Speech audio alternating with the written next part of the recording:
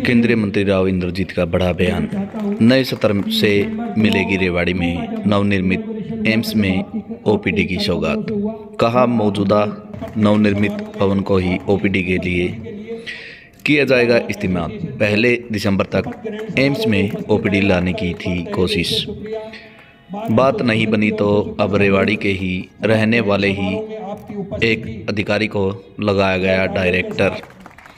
मानेसर नगर निगम चुनाव में मदद न करने के सवाल बोले राव।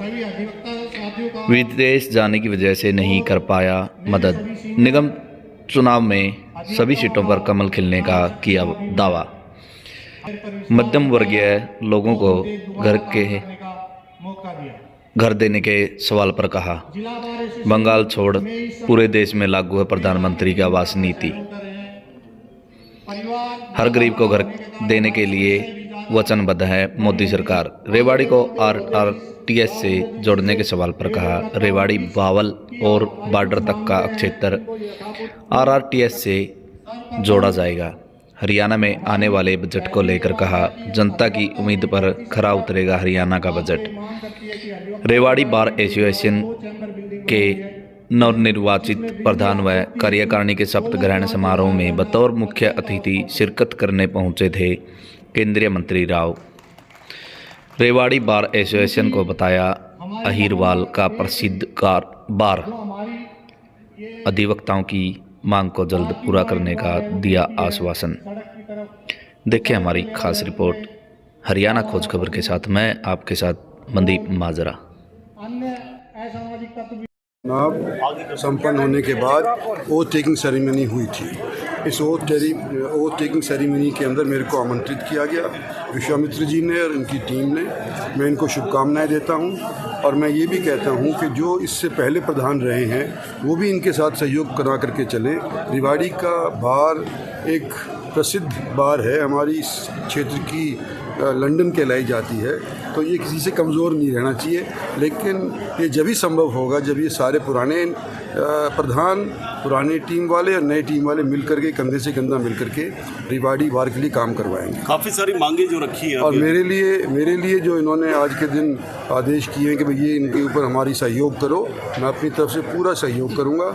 जिस भी महकमे से उचित कार्रवाई करवाने की ज़रूरत पड़ेगी उसको मैं लिखूंगा भी और ज़बानी उनसे बात भी करूँगा। एक हरियाणा का बजट आ रहा है जिस तरीके से, तो उसको लेकर क्या कुछ? ये तो देखो ये तो मुझे नहीं पता भी होता बता नहीं सकता मैं, क्योंकि बजट से पहले बताना उचित नहीं होता है। तो लेकिन चीफ मिनिस्टर साहब ने 5 घंटे कुल मिला करके सारे एमएलए से, सारे मंत्रियों से चर्चाएं करी हैं और मैं समझता हूँ कि अच्छा ही होगा। एक सर ओपीडी की बात हो रही थी, एम्स का कब तक? एम्स का तो देखो हमने तो कोशिश करी थी कि भाई दिसंबर तक हो जाए, लेकिन बात बनी नहीं है।